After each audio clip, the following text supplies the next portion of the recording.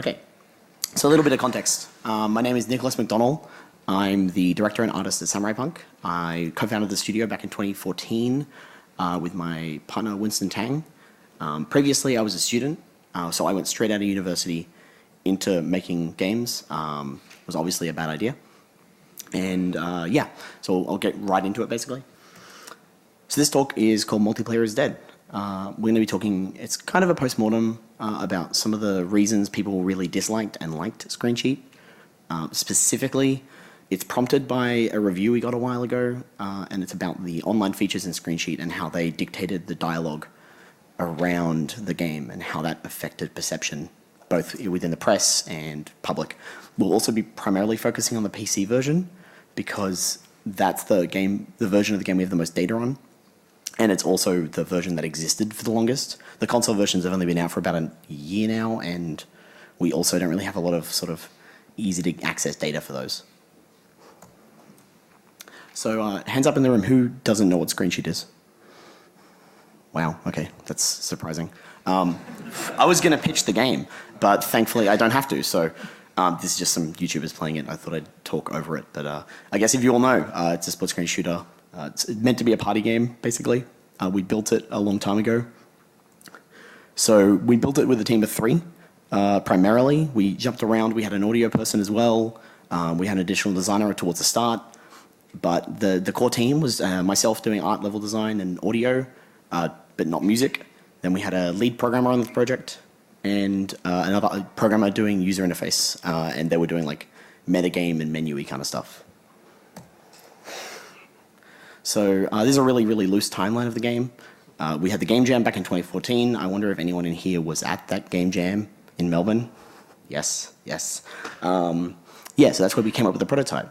The game existed for a little bit on its own there. I went back to Sydney, but the team none of us really worked on the game for about a month or 2. We were actually busy starting the company and releasing our first failed game, Hazamino. Don't worry about knowing that. So yeah, we didn't really work on it for a while, but then the game picked up interest from a publisher called Surprise Attack, who are a local Australian publisher. We thought as fresh out of university students, oh boy, a publisher is interested. We must keep working on this project. It must be interesting. We signed with them, and we started releasing and working towards our first public release, which was August of 2014. We did our PC beta, which was kind of like early access because I'm not going to say who, but someone made a mistake. And the game was available for purchase and download 2 months before release. So we were in early access for about 2 months before we launched. And then we did a proper launch in October of 2014. And then there was a big, big gap before we moved on to doing the console release. So we're mostly going to be talking about what happened between the PC beta and the console release and what sort of started happening to the game's perception. So ultimately, it didn't do too badly. The sales were pretty solid, but our launch was very, very bad. We actually only sold about 300 units on launch day, which then tailed back down to 50 and then down to 5 or 6. It was a long time before we actually started to make any money on the game. We aggressively discounted in a humble sale, and I'll talk about that later. But until then, we weren't actually doing very well. So we really heavily relied on our tail for this game. So we were focused on building a community and building an active player base. The game actually was reviewing quite well. For a long time, we were 100% positive on Steam. We actually, before the big Steam review change, we managed to make it all the way to the 95% 500 review threshold to get overwhelmingly positive on Steam. It got pretty bad press coverage. This isn't really what we're going to be talking about in this, but Screencheat ultimately never was able to get traction with the press because we only ever had one beat. The game would always be described as a split-screen shooter where everyone's invisible and you have to screen cheat. And that was the whole story every single time. Press were never able to write about it more than once. And they came back to us every time when we asked for reviews, when we asked for feature updates. And they were just like, yeah, well, we've heard about this game. Show us something new. And ultimately, we were never doing something new. We had a very minimalist project with very simple goals.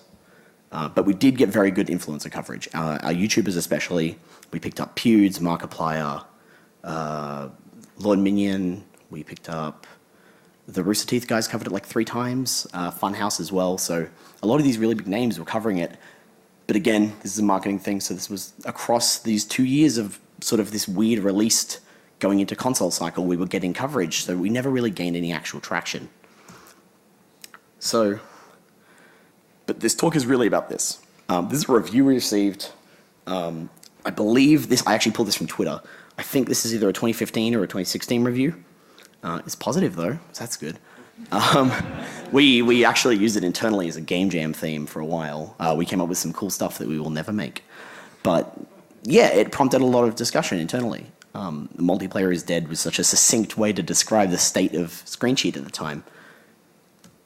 And then we kept getting more of these reviews and more reviews saying that it was a good game, but no one's ever playing it.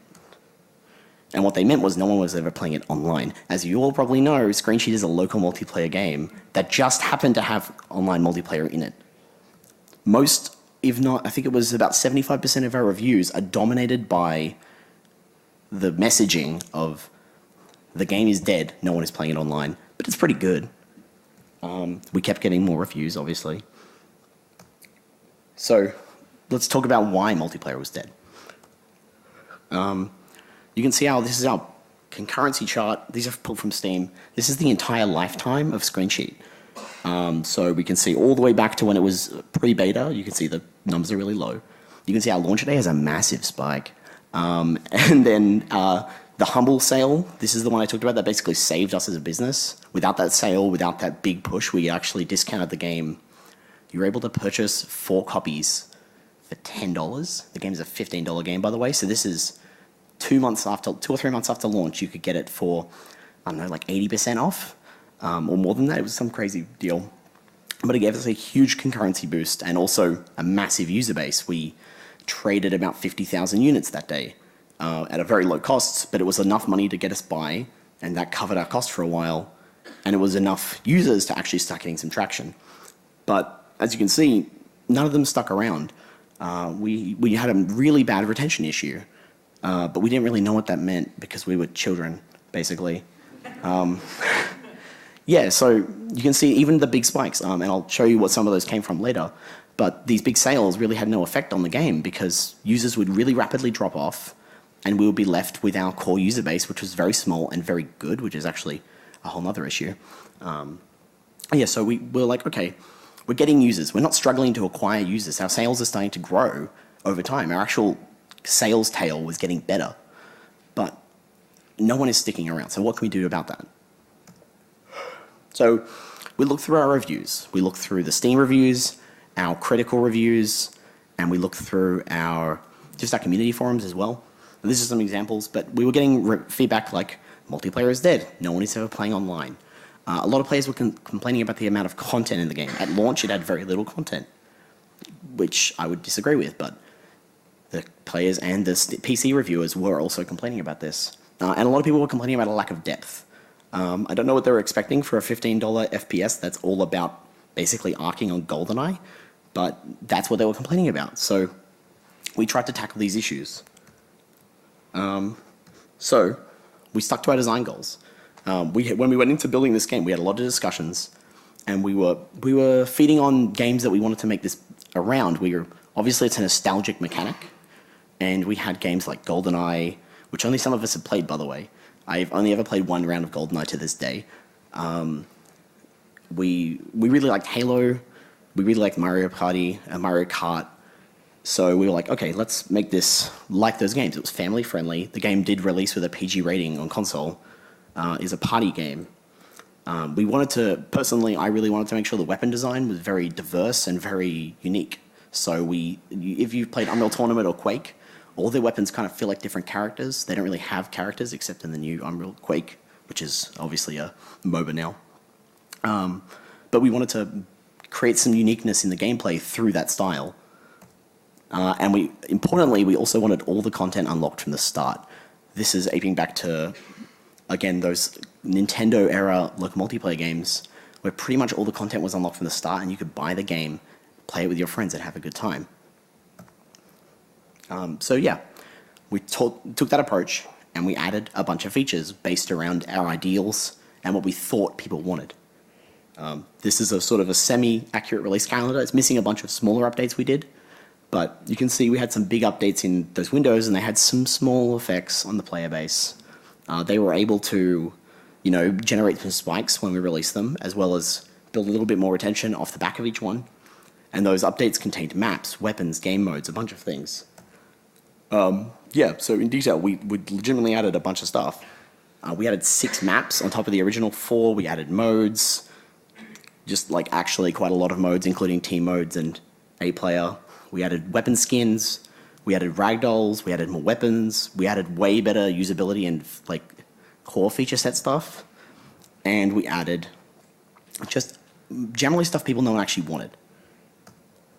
So we knew that they wanted content, and none of this had any effect on the player base. We knew that they wanted more depth, and we added more depth, and it still had no effect on the player base. So why did none of this help?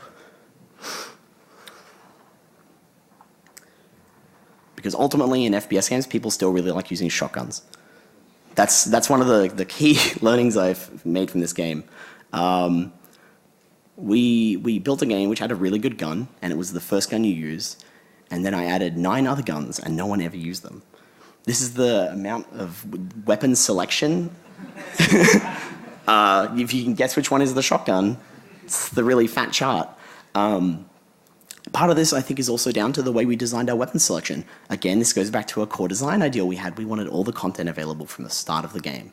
So in Screencheat, unlike a traditional arena shooter where you would pick up weapons on the map, or a kind of game where you have a loadout system like a modern FPS, Screencheat is actually a game where you pick your weapon when you start playing. You have that until you die. It's very short rounds, very short lifespans. So we thought this was an interesting way to twist up the formula and give players sort of a sense of character when they played. But ultimately, we made the mistake of making the blunderbuss, which was both easy to use, very powerful, and a shotgun, the first gun you picked. And it was the first one on the selector. And it proved, this is the statistics, this is like, it's coming up on 100,000 events of people selecting the blunderbuss. On top of that, I talked about adding game modes. This big red bar across the top of all of our other game modes, that's deathmatch. Did you guys know that people like deathmatch in arena shooters? I was thinking recently about Splatoon, and what he really did quite well was it's a very accessible franchise as a third-person shooter, but their core game mode is one that isn't a traditional game mode, and you can't play any more complex game modes until you've played a lot more. So Turf War in Splatoon, if any of you know it, is a game mode about spraying paint on the ground, where shooting the opponents is really just a way to enable spraying paint on the ground. So it's a very accessible mode, but it's also the default that you can only play for a long time. And for us, people were just defaulting to what the first mode in the map was. The default selection was when you load up a server or you load up a local game, that's what's first, and that's what people were playing a lot. But people also really like deathmatch. It's simple, it's straightforward. We added a lot of modes, and none of them were any good. So that's how we addressed the content issue badly, basically. But the online experience was also really significantly quite bad. So this is some dude playing, and when you play Screencheat online at launch to join a game, you have to wait until someone quits to the lobby to join, because we didn't think it was important to add join mid-game into a competitive, not a competitive, but a casual on experience. So rounds in Screencheat, take about 5 minutes, maybe as low as 4 sometimes. And then you'll play Screencheat with your friends, but say you have 2, this guy has like 1 slot free in his server, and then you have to wait until you return to the lobby before anyone can actually join. It took us 6 months to add join mid-game after launch. We had a bunch of other issues as well. The feature of online was only actually ever added as an internal testing feature. So I mentioned that after we started working on Screencheat, I was actually back in Sydney. The core developer for the first year of the game was Justin Whitford, and he was in Melbourne. So we had to add online because I was in an isolated part of the Sydney community, and he was in Melbourne, so there was no way for us to actually work together and communicate. But obviously we're able to develop together because the internet exists, but we can't play together. So we had to add online. what happened was around probably June, maybe even a little earlier than that, our publisher was like, oh, you've added online for local multiplayer. Maybe you should make that like a core feature in the game. Little did we know, as junior designers and developers, online multiplayer is a really huge technical issue, from implementation all the way up to the amount of debt and technical problems it'll create when you start to go onto platforms like consoles, when you start to add a bunch of features and then every feature has to support online in a unique and different way, all presenting different issues. So that was obviously a huge hurdle that we then slowed down development with, having to support online. And that's part of the reason we didn't take it seriously. You know, we didn't add join in-game because we personally were like, well, you know, we'll launch online and it will be a small feature and some people might play it. And I'll show you later why that was stupid. We also added lobby-based online because it was launched on PC first. And very innocently of me, I thought that PC gamers like lobbies. They don't want to have matchmaking in their games. So we added a simple lobby-based system where you pick from a range of lobbies and you play. What this meant is that our self-destructive community was able to know how many people weren't playing. If you join Screencheat and launch it up right now, I promise you, oh, actually not right now, there was a Humble Bundle. If you play, the Humble Bundle has actually boosted our numbers. We're back to like 130 CCUs or something. But there's like 5 servers, but you know there's like 5 servers, and that's during a bundle. If you play in 2 weeks, there will be no servers active. And then you, as someone who are by yourself who's just purchased this online shooter, because that's how people perceive a product. If it has online, they think it's a proper online shooter.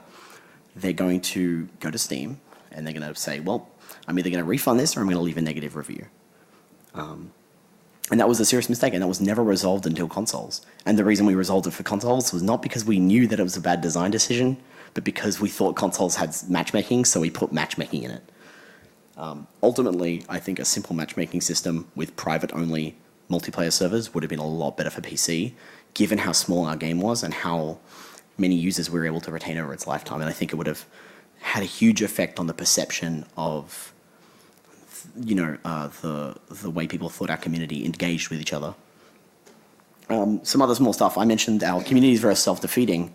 If you see our reviews on Steam or our community forums, people would just come into a find a game forum post, and then they would have responses saying like, oh, I want to play a game, is anyone around? And they'd be like, no, don't worry, no one's playing. Instead of, you know, trying to collaborate and work. And this is pre-Discord. We've actually opened up one since, and it's had a huge impact. Discord has actually enabled some of our core users from 2 years ago to start playing together again. But even then, those are people who have logged 200, 300 hours in the game. And this is the weird thing. We have very, very few people playing, but we have some really core users who are then also destroying our new user base because they're so good at the game. And that's something I'll talk about later. And a smaller note that actually has a massive impact is the game had no AI and no progression. This is at launch, and it took a long time to come in, and that would have made a big impact, and I'll explain why later. So I mentioned that we basically had a self-cannibalizing online community, and part of that was because people were playing locally. This is a graph showing our concurrent users, as you've seen before, against our online and offline players. You can see initially we actually had a very large online community. You know, they match pretty accurately to those spikes, but the ratios are really unwild. And we didn't know I didn't actually see this chart until today. Sorry, not today, while I was writing this talk. And this is part of what I'm talking about, is we never sat down and looked at where our users are distributed across our servers. We just were making assumptions based on forum posts. We were assuming that no one was playing online. We had concurrency numbers on our online servers separately from Steam, but they just weren't reflective of what people were actually doing. And the reality is a lot of people were either playing locally or they were playing in private games. So if you went to the server browser, you won't see private games, and you will still perceive it as being a very empty game. And the community, as I said, is self-cannibalizing, and they slowly basically pushed it away. Our actual average, this is sessions played online and offline, our average session played has gone up over time, despite the fact that we have a lower concurrency amount, and we have less people playing every day, because we have a dedicated group of people who are playing locally. We have dedicated people, we just have people who pick up the game, play it locally, and enjoy it. So I mentioned we were adding a bunch of features. So I want to just quickly break down in a little bit more detail some of the ones I think were really good and the effect they had, and some of the ones I thought were really bad.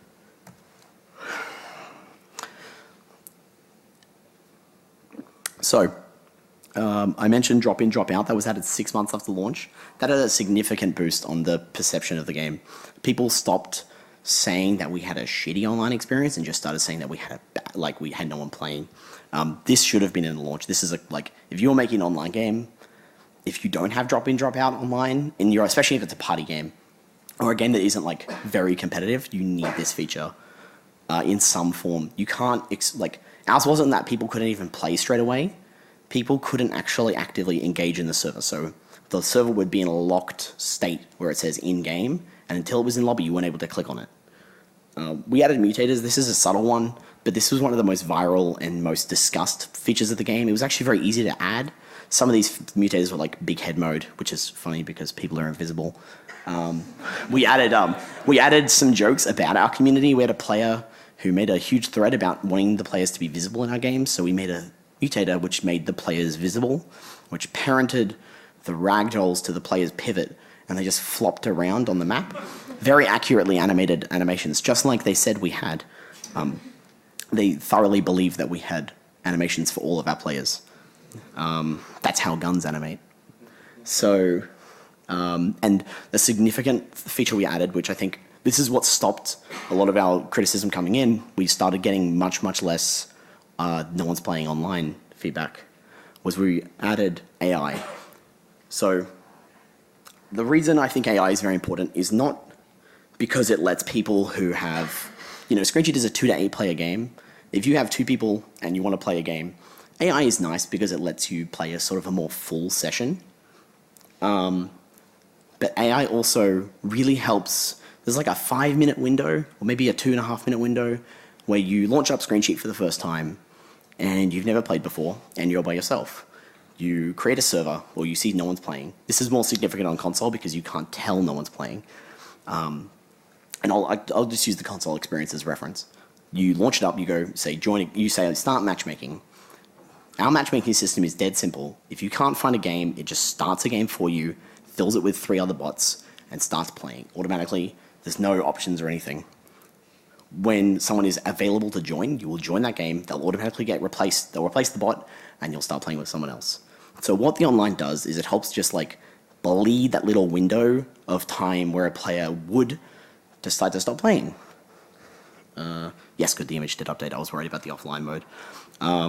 This, on the other hand, is what the Screencheat looks like before bots. If you are playing by yourself at launch, this is the whole game until you find someone to play with. You'll just be sitting there waiting in a lobby, because without bots, players can't even remotely engage with your game. Even if they're going to get a bad experience because our bots are bad or because they don't engage with the sort of metagame design very well, they're still going to at least get to engage with the content and not feel like they've wasted their $15. This is, again, also pre-Steam refunds. So players couldn't even, back out of their $15. So I think AI was a really significant investment for us, and it wasn't actually that hard to implement. It ended up being one of the best features we added. Same thing as adding online in the first place being good for development in a weird way.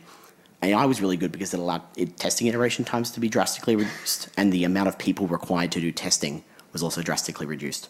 Not in terms of core design, but in terms of just rapidly testing to see if a menu worked when you started playing a game and jumped in. You don't have to bind 2 controllers and start playing. So there's a lot of reasons why it worked out very nicely for us. But again, we're in a very specific niche, so not necessarily for you. Some of the other small stuff we added. I'll be going into leveling and unlocks in a second, but we did eventually get a proper leveling system in by console launch, and it was really effective. It was one of the things that actually stopped people complaining about the fact that the game had no content. Not that the content wasn't there, they just didn't know that it existed yet. We added a lot of maps. These were actually much better distributed than weapons. And there was support for local players in online play. But that's a huge technical issue. Don't ever do that. Never do a console game that lets 2 local players with profiles play online. It's a bad idea. So mentioning maps, unlike the gun distribution, there's 10 maps in the game, so same as weapons. But you can see that though we have one map which is still heavily played, the other maps are much closer. And some of the maps that are played a lot are some of the maps added very late in the game as well. So there's a lot of better, the distribution of players is a lot better here. And part of that is the way we built our map selector. Unlike our weapon selection, which was a horizontal alignment, so you picked weapons and it moved left and right, the map selector was actually built with the intention of funneling people towards, this is one of the things I think we did correctly, we built it to funnel people towards the maps that were easy to play. Screencheat has an incredibly high learning curve, and we have maps that have death pit, death traps, we have maps that require a lot of jumping and a lot of arena shooter style movement, and we basically moved those diagonally away from where the starting position was. And this definitely helped because the maps that are being picked most on our graph were the maps that are put in the top left corner. So some of the bad stuff. These are actually very bad for very weird reasons. We added team modes and we added 8-player basically as a joke. Actually, 8-player especially. Is Justin in the room? I can't even see. No, he's not here. Oh, where's he gone? We added that when we were drunk one night. It took about half an hour. So we're like, yeah, great feature. Half an hour in, perfect. Just don't have to worry about the implementation. Like, this comes back to the fact that we have online. Supporting 8-player mode online was a fucking nightmare. And the same thing goes for team modes. No one played the team modes even less than they played our supplementary game modes. So on top of the fact that no one played this content, it was also really not very fun and not worth it. And the reason was we were trying to create press beats for the game. We were trying to add content for the sake of having a big update. And it just ended up being a nightmare. All this content ended up shipping on console and delayed us even longer. I mentioned before local players online, like having 2 players connect to an online session is a bad idea. This was a huge technical issue for us on console and part of the reason we were so heavily delayed. And I just would never recommend doing it if you can avoid it. If you're making a local multiplayer game, you don't need a good system for like profiles. So if you are making something like this, please just talk to me afterwards and I'll explain why it's a problem. And all the game modes we added, excluding the team versions, about 50% of them were any good. We added modes because we were thinking, well, you know, we're already innovating in mechanics, so let's just innovate in as many game modes as humanly possible. And ultimately, we added about 2 good game modes on top of the modes that people actually played, which was deathmatch. And even then, those were only played by a small subset of the community that knew they were good.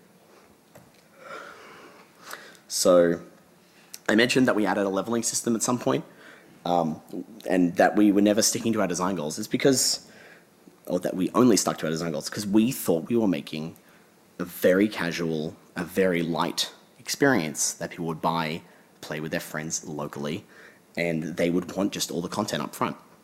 Ultimately, it's not, 2006 anymore.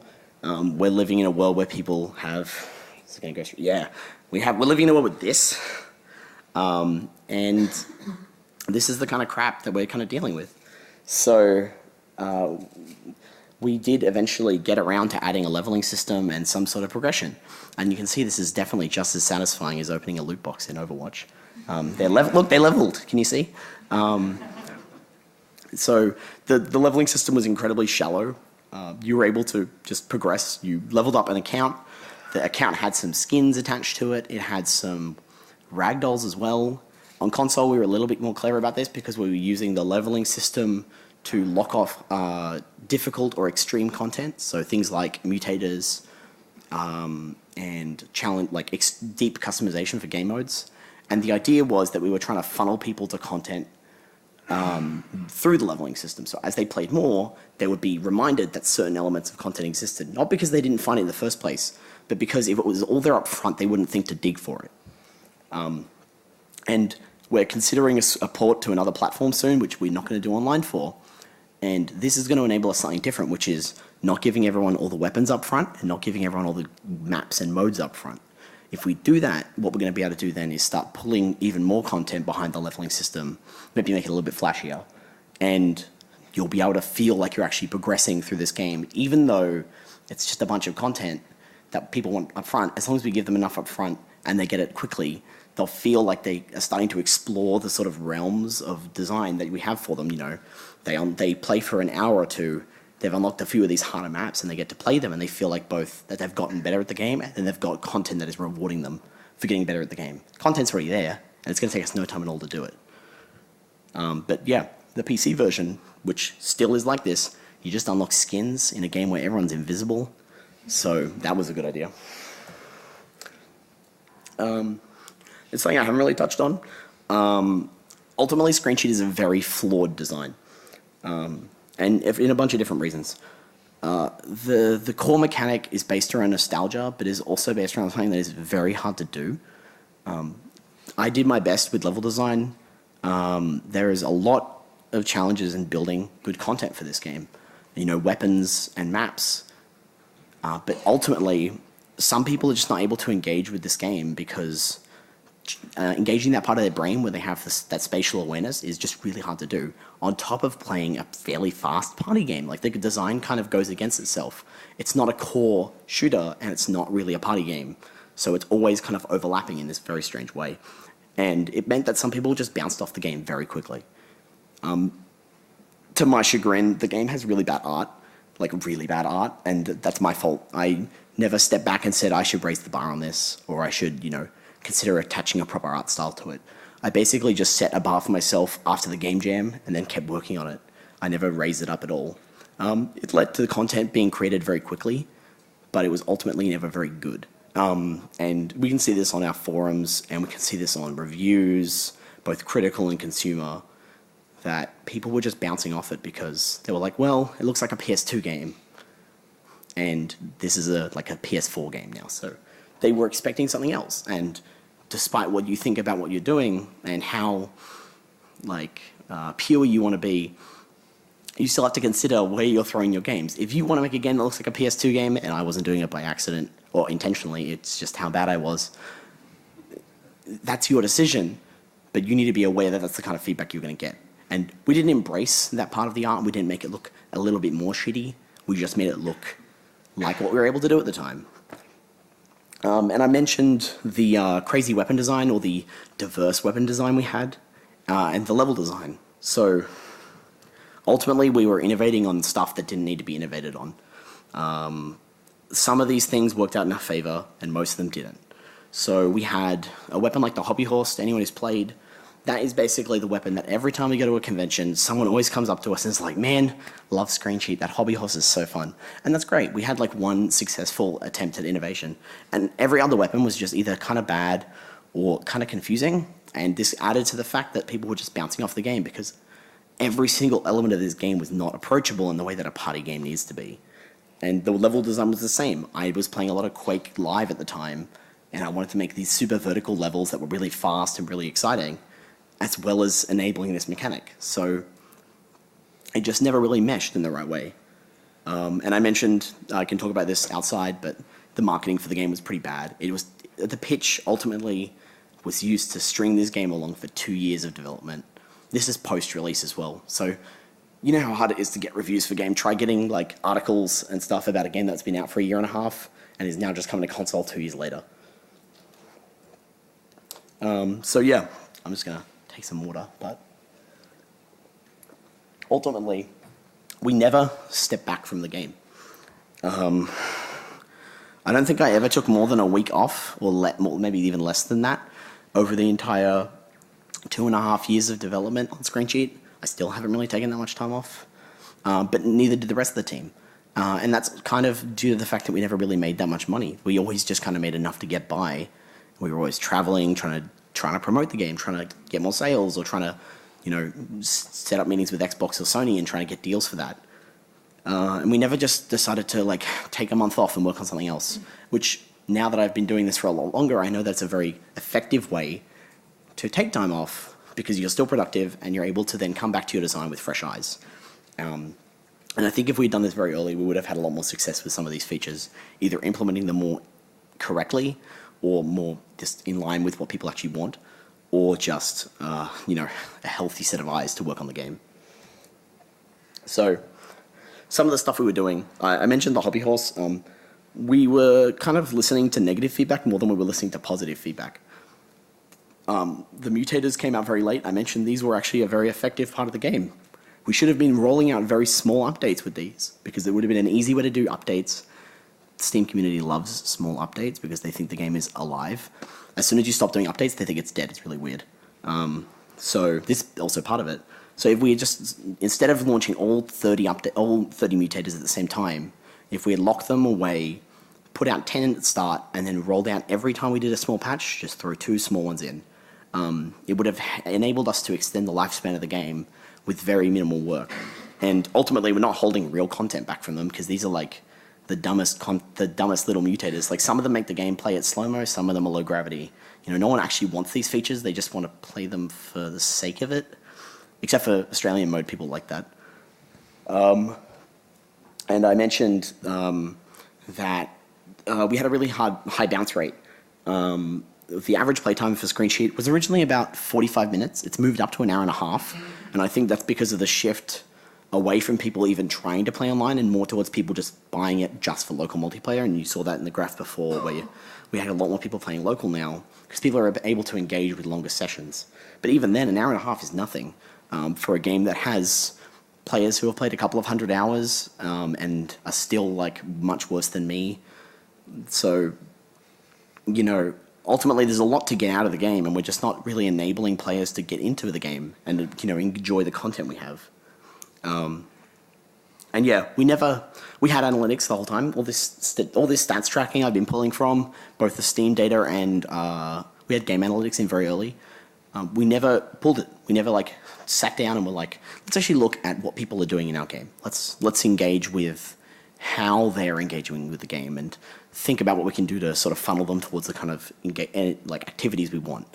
And that's why we ended up with these crazy skewed statistics where everyone uses one gun and plays one game mode on one map. So yeah, ultimately, I wanted to talk about this kind of stuff because we never reflected on anything in the game. And it's important that you do when you're developing. I understand quite heavily how hard it can be, especially when you're under a tight budget and you've gone indie and you're paying rent and taking, you know, even 2 weeks off feels like you're just gonna, like, that's too much. But if you find yourself in a situation where you can have that opportunity to take a few extra, you know, an extra week or 2 off, even if you're a workaholic like I am, you know, work on something else. But every day away from a project, I get more insight into its problems. And that's the only reason I've taken almost a year and a half to even start thinking about these things. So the longer you can do that, the better. I mentioned people can't dig into the content. It is a $15 game with ultimately a lot of content that because of the way we built it, people basically bought it and absorbed all the content instantaneously, but never really like engaged with any of it. So by, you know, I mentioned a retention system with our game, just a simple leveling system, if slightly changed, would have enabled people to sort of sit back and be like, okay, well, you know, I've played this, now let me try this, as opposed to just have it all at once. It's very stupid. There's probably good free-to-play designers can explain why that's a good idea. And, you know, I mentioned, we talked about the online a lot.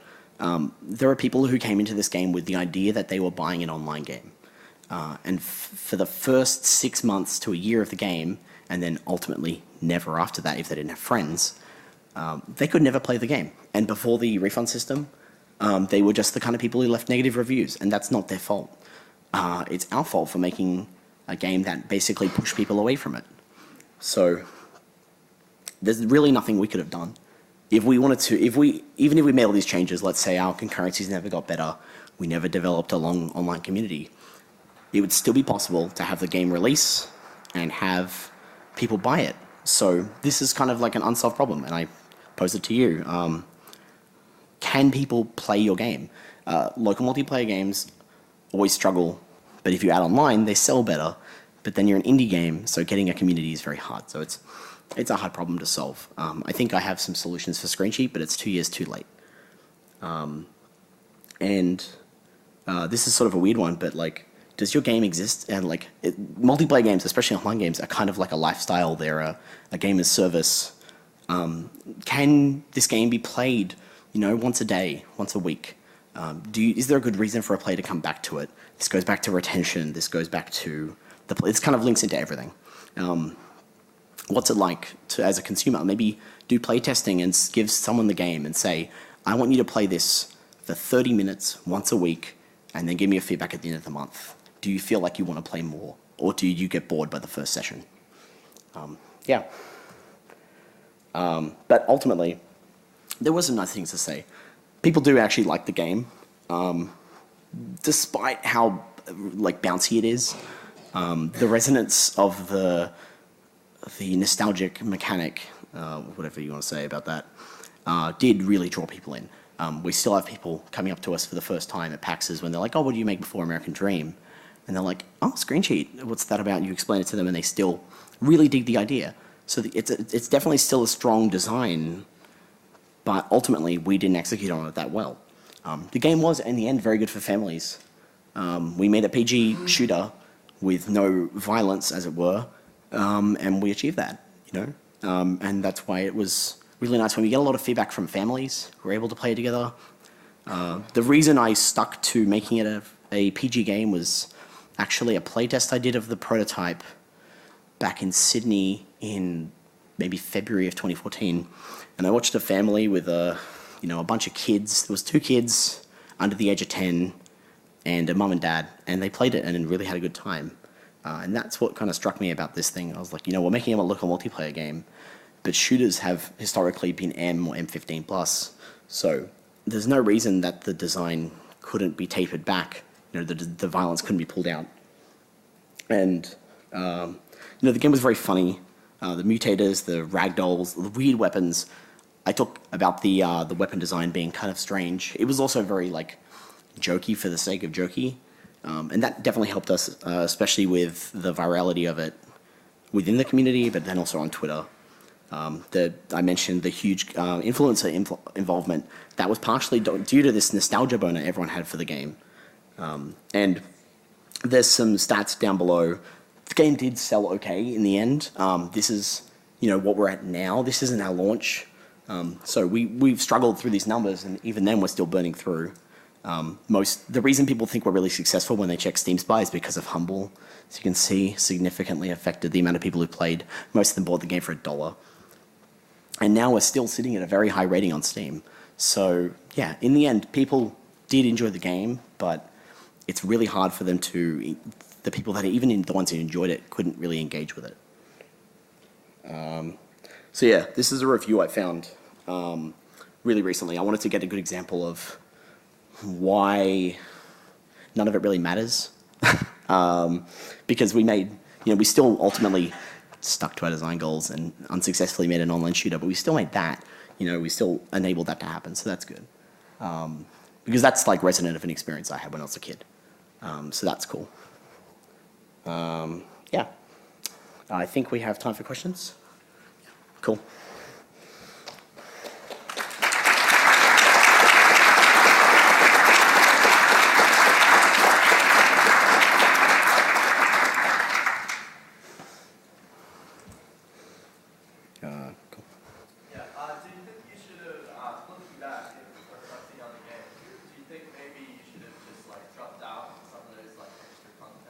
Yeah, for sure.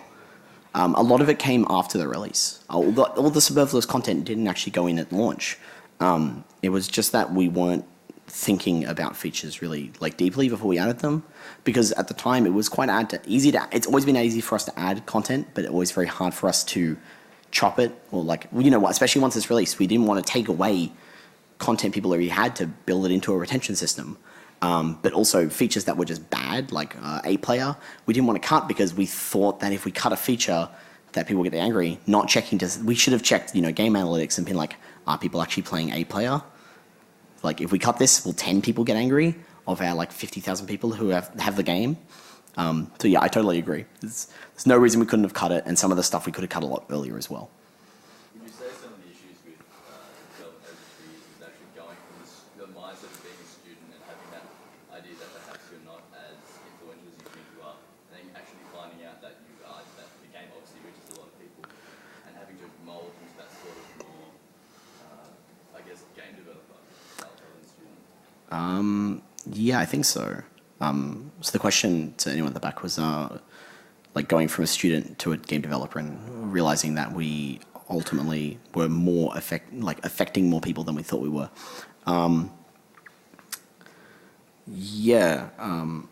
I think that mindset came out of that, but also because we thought we were making like our game, and we didn't realize we were making a $15 product we were selling on Steam.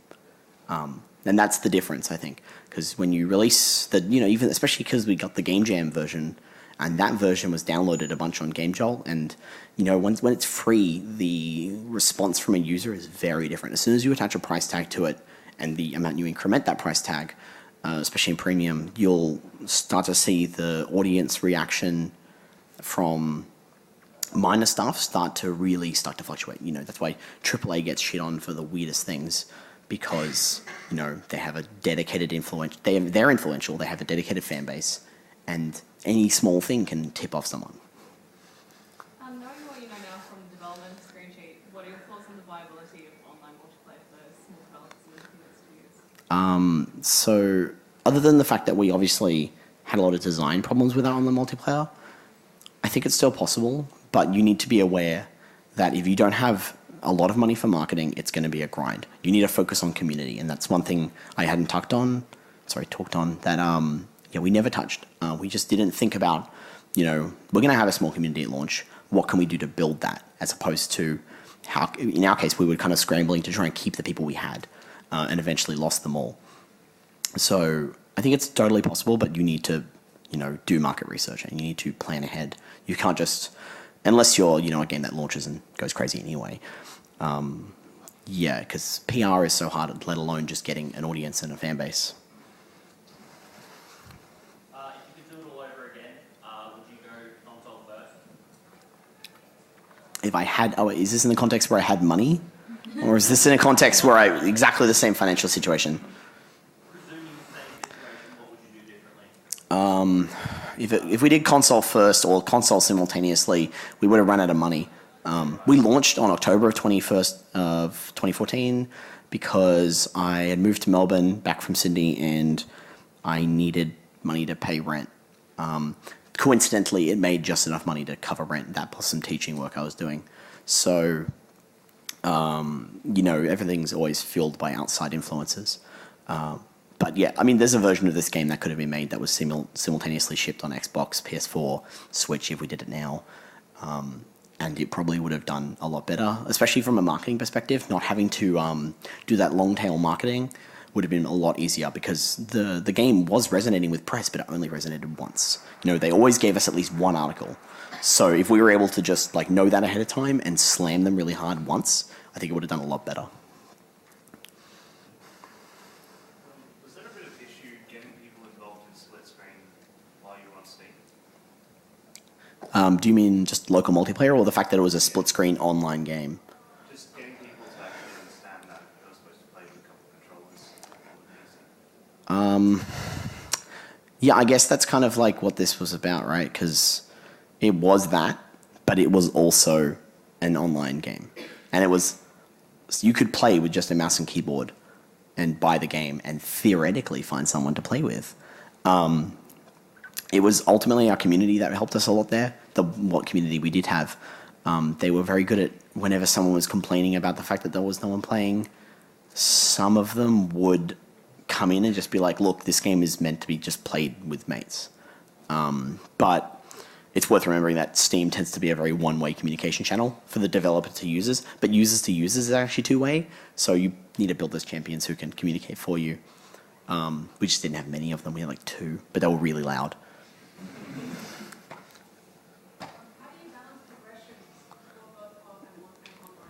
I think that's honestly what kept us from pulling content out. I mentioned that if we do another version for an unknown platform, that it will we'll be able to take away more content from them initially and let them get it as they play more. That's only because we're going to cut online.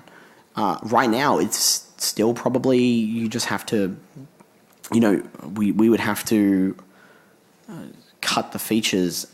Doing it for Screencheat now, if I touched like the PC version again or the console version, it's very hard. You can't cut maps, because then you're essentially, by cutting maps from progression, you're segmenting the audience into people who can and can't play certain maps.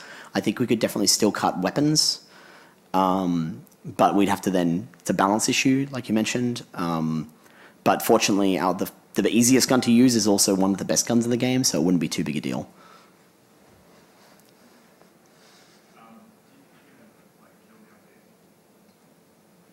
Do you say kill the IP? Oh, I see. I'm definitely not making a sequel. Unless if I had a lot of money and I thought the sequel could do well, maybe I would hire a small team to do it and just direct it and maybe do some level design. But the three of us who did the main development on it, we don't want to go near it ever again. So yeah, it's been 2 years. Like, I haven't actually opened the project except for some weird promotion I did for Nerf a while ago. They paid us, it's whatever. But yeah, I haven't gone through it in a while. So like, it is kind of a little bit like stepping into like well-worn shoes at this point.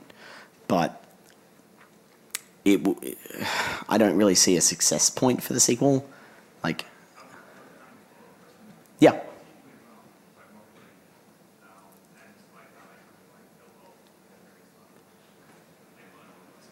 Oh, I see what you mean.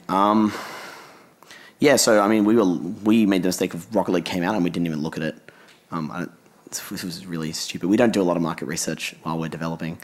But yeah, they ultimately have something that's very accessible, and I think what they did was dial down on that.